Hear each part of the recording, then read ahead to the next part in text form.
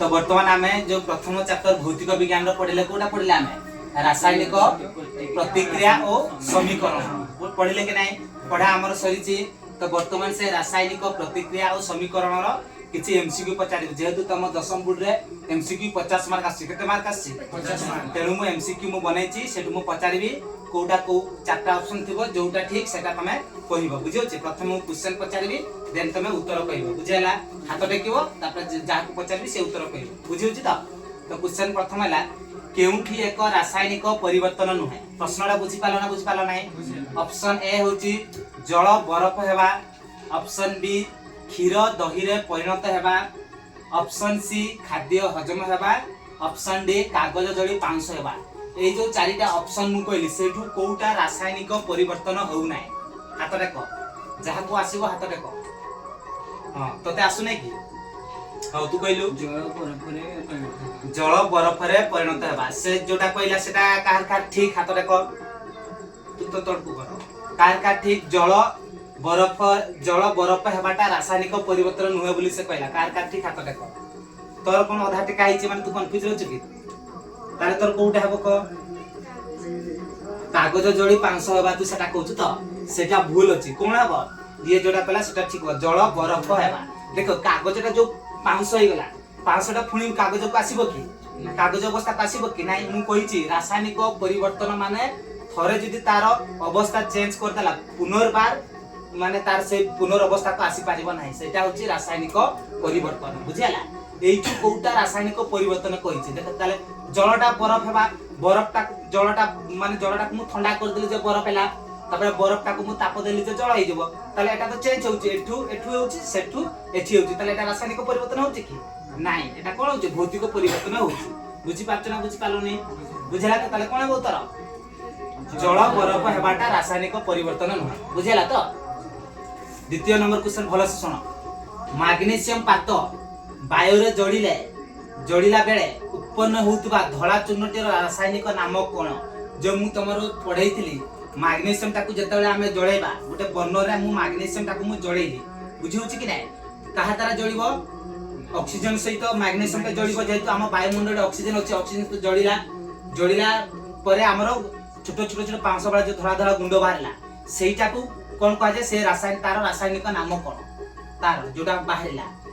option कहूची भलो से सुनिबो magnesium sulphide बाहरला ना मैग्नीशियम नाइट्राइड बाहरला ना मैग्नीशियम ऑक्साइड बाहरला ना मैग्नीशियम कार्बोनेट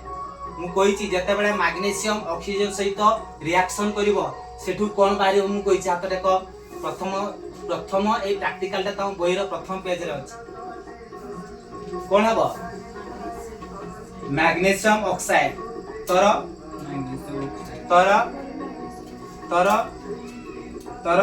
मैग्नीशियम कार्बोनेट तार मैग्नीशियम नाइट्रेट ना सल्फेट नहीं आथरा option magnesium sulphide magnesium nitrate magnesium oxide magnesium carbonate तार मैग्नीशियम कार्बोनेट तर मैग्नीशियम कार्बोनेट तुम पढिछ ना कोही पढि नै मैग्नीशियम ऑक्साइड बारियो कोन बारियो से प्रथम ईयर अछि परा जेतेबे ऑक्साइड ऑक्सीजन बारिबो कि नै ऑक्सीजन सहित रिएक्शन अछि मैग्नीशियम ऑक्साइड रो केमिकल फार्मूला अछि MgO कोन MgO जेतेबेले मैग्नीशियम हला Mg प्लस ऑक्सीजन सहित जदी रिएक्ट करिवो MgO मैग्नीशियम ऑक्साइड बारिबो कोन बारिबो मैग्नीशियम ऑक्साइड ऑप्शन देछि मैग्नीशियम ऑक्साइड सेटा हबो बुझि पालो नै आई डू अंडरस्टैंड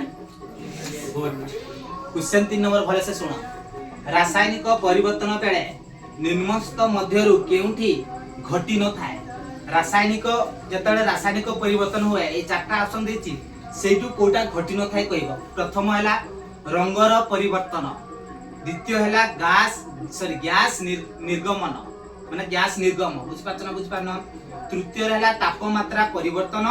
चतुर्थ हैला वस्तुत्व रे परिवर्तन कोउटा हेबो नाही बुझि पाछना नाही क्वेश्चन कोन कछि रासायनिक परिवर्तन बेले निम्नक्त मध्यरु केउटी घटी न थाए कोउटा घटी न थाए हैला माने सेटा हेई न थाए रंग परिवर्तन ऑप्शन ए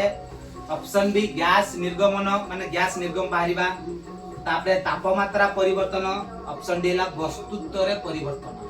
कोउटा हेई न थाए जते बेले रासायनिक प्रतिक्रिया हुए गुटे पदार्थ रो कोउटा तारो हेई न थाए हाथ देखो क वस्तु तो परिवर्तन तर सबुड़ा तो ऑप्शन ही नहीं बुझी पाछे ना चारटा ऑप्शन अछि सबुगा कहितले तो सबुगा कहितले चारटा ऑप्शन तो सबुगुडा ऑप्शन ही नहीं तो सेमति सब परिवर्तन तर वस्तु तो परिवर्तन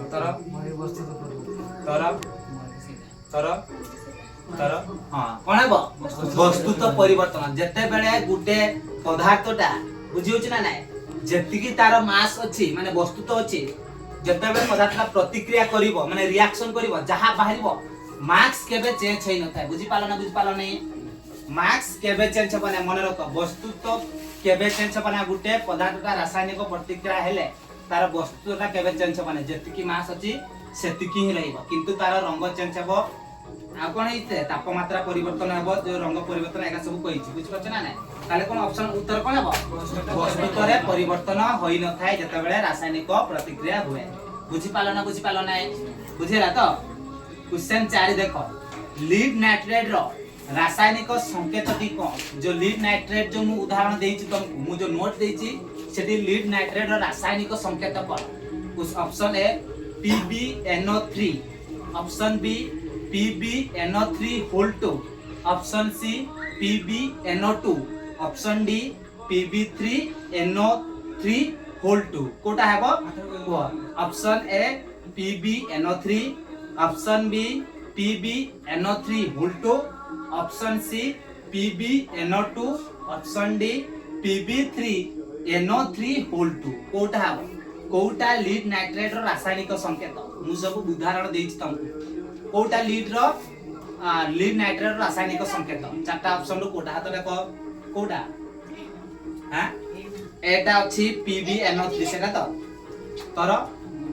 सेटा तर PbNO3 होल 2 सेटा माने बीटा चार बीटा सीटा हला PbNO2 डीटा हला Pb3NO3 होल 2 तार है तर यार ठीक के को कहला कोन कहलु बीटा कहलु ना तू बी के कहला ये कहला हां ये कहला बी हला PbNO3 होल 2 बुझ पाछ ना एटा लीड नाइट्रेट रो रासायनिक फॉर्मूला बा रासायनिक संकेत आमे जेटा कहू बुझे होची रासायनिक संकेत लीड नाइट्रेट को आमे संकेत केमति लेखा PbNO3 होल 2 की पय कोची का मन रखिबो एई बढिया क्वेश्चन आसी सेठी कहबो ना जे हमर पढ़ाई नै सब उदाहरण दिया आइछि बुझियला ऑप्शन को छी ना 5 नंबर क्वेश्चन पास लीड नाइट्रेट रे भलो सुनिबो लीड नाइट्रेट रे जलीय द्रवण रे पोटेशियम आयोडीन रे जलीय द्रवण मिसाइले